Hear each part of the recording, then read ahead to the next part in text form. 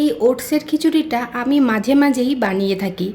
লাঞ্চে বলো, ডিনারে বলো, বা কখনো কখনো ব্রেকফাস্টে বলো, নানান রকমভাবে এই খিচুড়িটা আমি বানাই আর আমার তো ভীষণই ভালো লাগে খেতে। তো আজকে তোমাদের সাথে আমি শেয়ার করছি এই ওটসের খিচুড়ির একটা দারুণ রেসিপি। তো এখানে আমি নিয়ে নিয়েছি 3 টেবিল চামচ মুগ ডাল আর 2 টেবিল চামচ নিয়ে নিয়েছি ছোলার ডাল।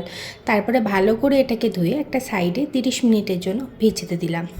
এরপরে নিয়ে নেব এখানে সবজি। তো তোমরা তোমাদের পছন্দ মতন যে কোনো সবজি এখানে ইউজ করতে পারো।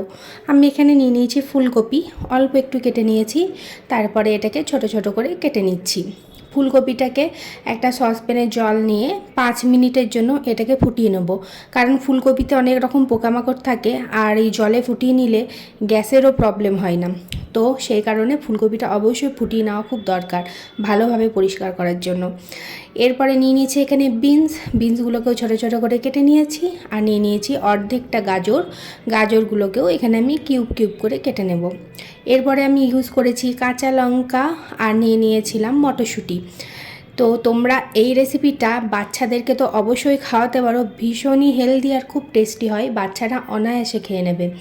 বাচ্চাদের জন্য বানালে লঙ্কাটা একটু বুঝে শুনে দিও, আর তোমরা বড়রা খেলে সেটাও বুঝে শুনেই দিও, যে যেরকম আর কি ঝাল পছন্দ করো। আমরা একটু কম ঝাল খাই, তো সেই জন্য আমি কম লঙ্কাই ইউজ করি সব সময়।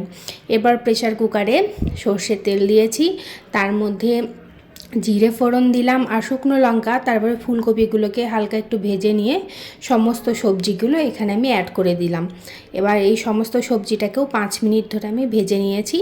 আর তারপরে এখানে দিয়ে দিলাম একটা মিডিয়াম সাইজের টমেটো, দিয়ে দিলাম 1 টেবিল চামচ আদা বাটা, দিলাম হলুদ গুঁড়ো, স্বাদ অনুযায়ী লবণ, আর দিলাম অল্প একটু জল, আর 1 চা চামচ মতন এখানে গরম মশলার ইউজ করতে হবে, কিন্তু আমার কাছে শেষ হয়ে গেছিলো, অল্প একটু ছিল দেখতেই পেলে, সেটুকুই দিয়েছি। তো সমস্ত কিছুকে এবার ভালো করে মিশিয়ে নিচ্ছি। আর এটাকে ঢাকা দিয়ে এবার 5 মিনিটে লো টু মিডিয়াম ফ্লেমে আমি একটুখানি হতে দিয়েছিলাম। তারপরে দেখো 5 মিনিট পর জলটা একদম টেনে গেছে। এরপরে আমি ডালটাকে এখানে অ্যাড করে দেব।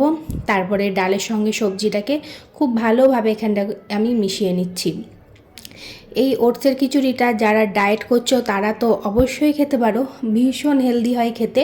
আর সত্যি বলছি, আমরা বৃষ্টির দিনে নর্মালি অনেক কিছু খিচুড়ি বানিয়ে থাকি, তো সেই জায়গাতে চালের খিচুড়ি না বানিয়ে ওটসের খিচুড়িটাও বানাতে পারো যারা ডায়েট করছো, যারা চাল জাতীয় কিছু খাচ্ছ না।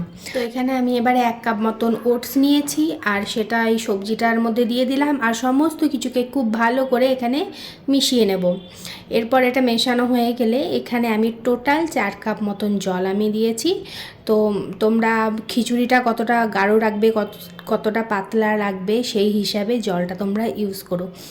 এখানে আমি জলটা দিয়ে দিলাম, আর ভালো করে জলটা একদম সমস্ত ওটস আর সবজির সঙ্গে মিশিয়ে নিচ্ছি।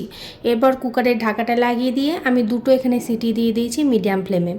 তারপরে সিটিটা যখন ছেড়ে গেল তখন প্রেসার কুকারটাকে খুললাম, আর তার মধ্যে দিয়ে দিলাম একটু ঘি দিলে তো একটা দারুণ গন্ধ আসে, মানে এখনই আমার লোভ লেগে যাচ্ছে আর কি, এত ভালো হয়েছিল খেতে।